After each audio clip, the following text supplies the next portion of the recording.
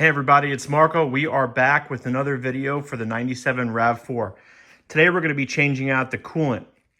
I have a universal coolant in there. Not sure when it was last changed. It's a yellow in color. And I want to go back to the red OEM Toyota coolant. So this is Toyota Long Life Concentrate Antifreeze Coolant. This is straight from Toyota. I got a really good deal at the dealership. So we're going to be changing it to that. I also have distilled water. We're going to be doing a flush. I'll probably get 3 or 4 flushes out of this. I'm looking for the water, once I'm done with the flush, to be completely clear. I have a no-spill funnel. I have a new thermostat, and you should change your thermostat every time you do your coolant. And I have an antifreeze tester. We're going to test the old stuff that's in there, and we're going to test the new stuff and see the difference. All right, we're at the engine bay of the RAV4. Here is the radiator. Here's the radiator cap, and here is the coolant overflow. So we're going to test the old coolant now. And just a full disclaimer, always do this when your coolant system is cool. Never open up your radiator cap when the car is hot or if you've just run it. Ask me how I know. A few years ago, well, several years ago, I had a 2001 Ford Explorer, and I opened the cap before the car was cool, and I severely burned myself.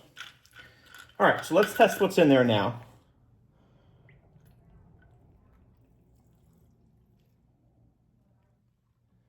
Let's see if I got enough.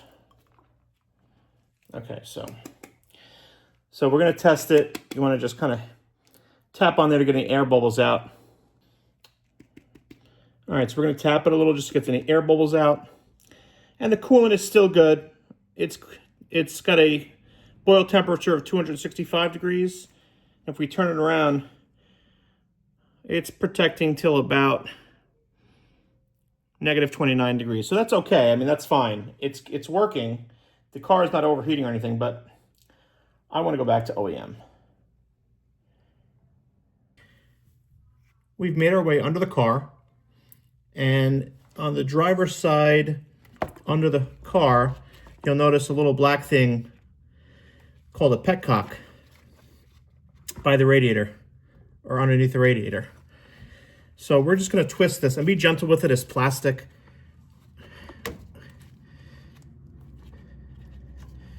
And there you go. Coolant starts to come out.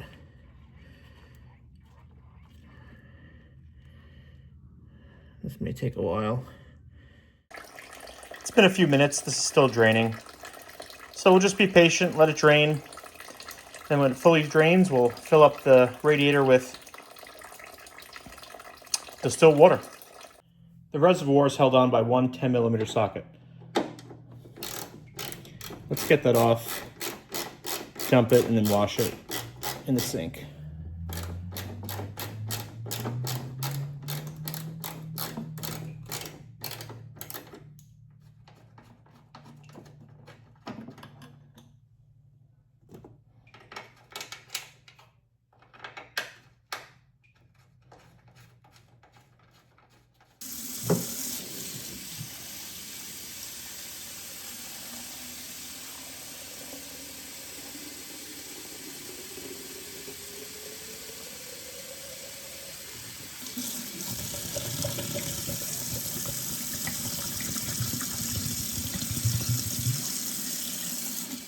It's amazing how clean this reservoir got. All right, let's put it back in.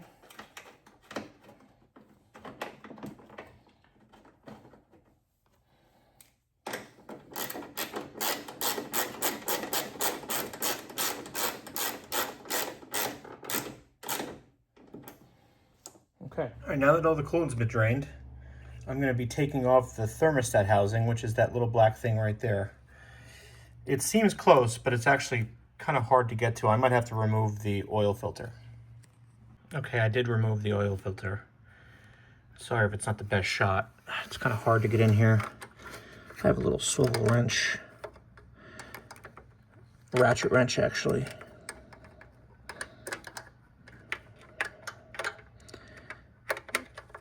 If I can just get it on there.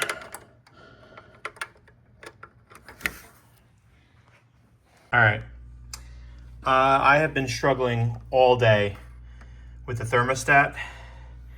Right there, that bottom nut was really super tight, and there was nothing I had that allowed me to get the leverage I needed in there. I removed the oil filter. I tried probably 5-6 different wrenches. No socket wrenches worked. So what I did was I went to Lowe's. And I got myself a Cobalt stubby wrench set. They literally call it a stubby. And this tiny little 10 millimeter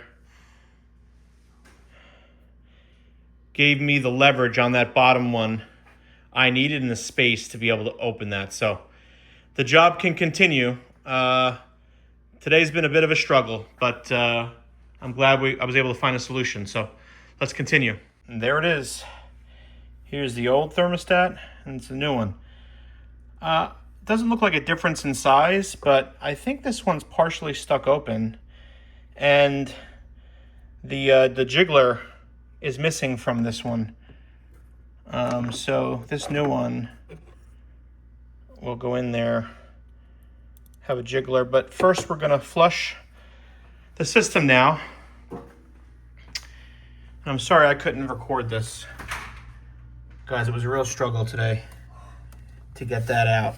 I did not anticipate that having that much of a problem getting it out. So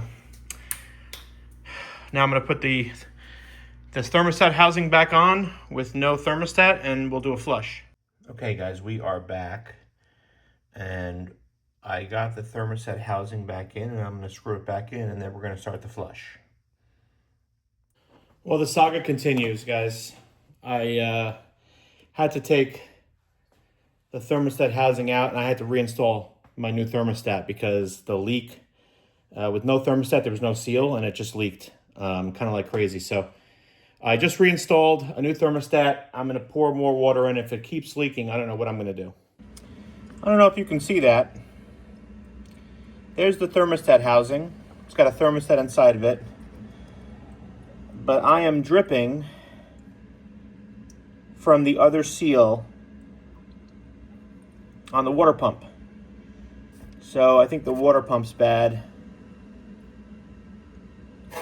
So I think I'm gonna have to do the water pump. And apparently to do that, I might as well do the timing belt. So I'll be doing that shortly. I have some other projects that don't require me to drive the Rav, so I can do those as well. So stay tuned for those. But sorry I didn't accomplish what I wanted to accomplish today, which was just a coolant flush. So more to come shortly, guys. Stay tuned.